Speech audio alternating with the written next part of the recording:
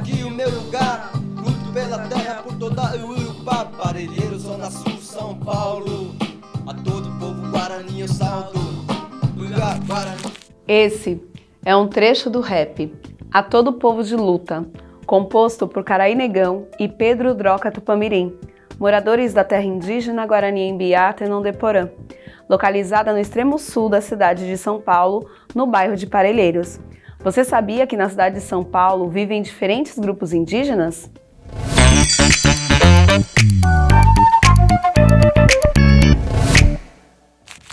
Olá, eu sou a Márcia Bispo e estou de volta para conhecermos um pouco mais sobre as populações indígenas que vivem na cidade de São Paulo.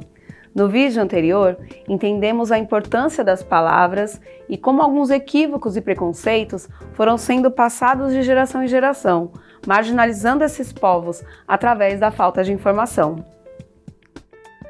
Estima-se que vivam na Grande São Paulo cerca de 35 mil indígenas, sendo 25 mil deles somente na capital paulista.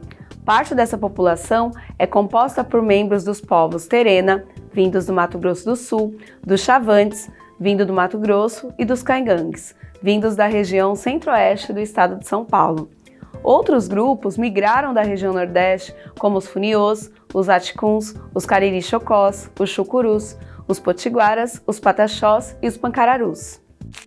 Esses últimos representam uma população de aproximadamente 1.500 pessoas, vivendo em diversas regiões da Grande São Paulo, com destaque para o Real Parque e Paraisópolis, no bairro do Morumbi.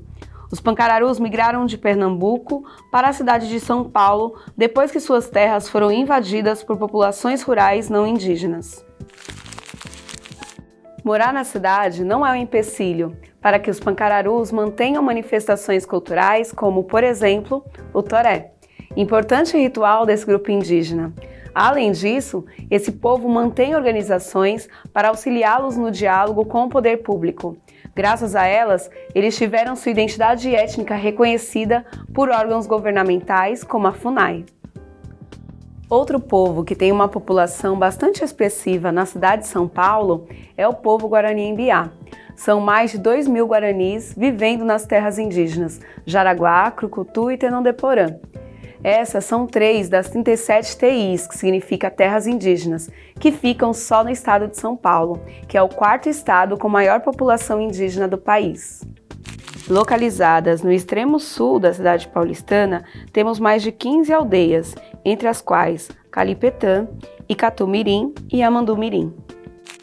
Vale lembrar que o número de aldeias não é estático, já que novas aldeias podem ser iniciadas em partes não ocupadas da terra indígena, bem como as já existentes podem mudar de nome. Já a TI Jaraguá, na zona oeste da cidade, tem mais de 6 aldeias, entre as quais estão Paú, Itu e Itacopê. A TI Jaraguá, reconhecida na década de 1980, configurou-se como o menor território indígena regularizado no país. Em 2015, foi assinada a portaria demarcatória que reconheceu cerca de 532 hectares como parte do território tradicional guarani. Porém, a medida foi revogada em 2017. Em dezembro de 2017, a população guarani, junto ao Ministério Público Federal, conseguiu reverter a decisão, porém, ainda aguardam a homologação de seu território pela Presidência da República. Até hoje, a população guarani luta pela regularização deste território, que tem como principais entraves a especulação imobiliária da região e os interesses de concessão do Parque Estadual do Jaraguá para a iniciativa privada. Já a TI Tenondeporã, que ocupa aproximadamente 16 mil hectares, sendo 45% deles dentro do município de São Paulo, teve o seu processo demarcatório iniciado em 2002 e reconhecido pelo Ministério da Justiça em 2016, porém, ainda não teve a sua demarcação efetivada. A TI Tenondeporã é palco de recorrentes conflitos entre os guaranis e os ocupantes não indígenas. No final de 2021, os moradores da aldeia Quaraioa, na qual residem aproximadamente 40 pessoas, sofreram ameaças de não indígenas que reivindicavam a posse da área, sendo coagidos a retirarem-se do local. Graças à mobilização dos guaranis, que promoveram vigílias para a proteção do território e acionaram as redes parceiras, mais uma vez o povo guarani resistiu e, apesar das violências, não deixaram seu território. Assim como outras populações indígenas pelo Brasil, os guaranis da cidade de São Paulo seguem em luta para garantir seus direitos políticos e territoriais. Esses direitos viabilizam a essas populações viver de acordo com a sua cultura. No caso dos guaranis embiás, seu modo de viver, ou yanderecó, inclui práticas como o plantio de alimentos tradicionais guaranis e, entre outras práticas, a participação frequente e coletiva da comunidade na upã, isto é, na casa de rezas. Dos alimentos tradicionais dos guaranis, destaco a batata doce, a mandioca e o auati-etei, ou milho verdadeiro, que é um tipo de milho tradicional guarani. O auati-etei, dizem os guaranis, é um alimento que, ingerido, ilumina o caminho por onde os guaranis devem caminhar, ajudando-os nas lutas políticas e cosmológicas que enfrentarão. Essa é uma das razões pelas quais é importante dispor de espaço territorial adequado para que possam plantar e cultivar esse e outros alimentos. Já a upã é o lugar onde os guaranis se reúnem para os cantos rezas, para as danças e práticas religiosas. Estar na upã é parte relevante do modo de viver dos embiás, pois são estes os principais momentos de conexão com suas divindades. A relevância da upã é tal que toda aldeia tem, pelo menos, uma casa de rezas onde os guaranis, adultos, jovens e crianças, se reúnem quase diariamente ao final do dia. As terras indígenas abrigam ainda uma unidade básica de saúde e, pelo menos, uma escola. O artigo 78 da LDB, a Lei de Diretrizes e Bases da Educação Nacional, reafirma que a educação escolar para as populações indígenas deve ser bilíngue e intercultural, com o objetivo de proporcionar a esses povos uma educação que recupere suas memórias históricas, reafirme suas identidades étnicas e valorize suas línguas e ciência, além de dar acesso aos conhecimentos técnicos e científicos da sociedade nacional.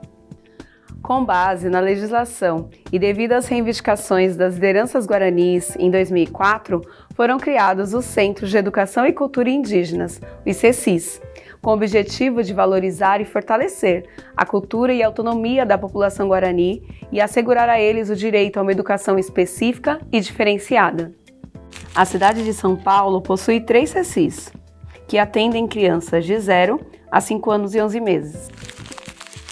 As crianças guaranis, ainda que historicamente fiquem sob o cuidado apenas de suas mães e familiares, nas aldeias do Jaraguá, Tenondeporã e Crucutu, têm a possibilidade de frequentar os CECIS.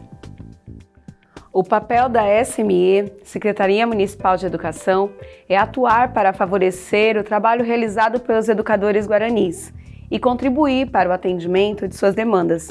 Por isso, desde 2021, é realizada uma parceria intersetorial da SME para a realização do projeto Ouvir e Acolher, um olhar respeitoso em saúde e educação, que além da escuta das comunidades, também se mobiliza para empreender ações que estão contribuindo para a melhoria do atendimento nas unidades. Todo o projeto arquitetônico das instalações foi pensado junto às lideranças guaranis e contam com espaços de convivência, biblioteca, espaços de leitura, sala de informática e rádio comunitária. O calendário escolar, os horários e a organização escolar são elaborados pela comunidade, com o apoio da SME, e as crianças são atendidas exclusivamente por professores guaranis e em sua língua materna. A partir dos 6 anos, as crianças vão para as escolas estaduais da aldeia, que têm a responsabilidade de oferecer o ensino fundamental e médio, também de acordo com a legislação de educação escolar diferenciada indígena. Os guaranis estão engajados em diversas frentes de atuação. Destacamos a luta em favor do meio ambiente, em uma ação chamada de Cinturão Verde Guarani.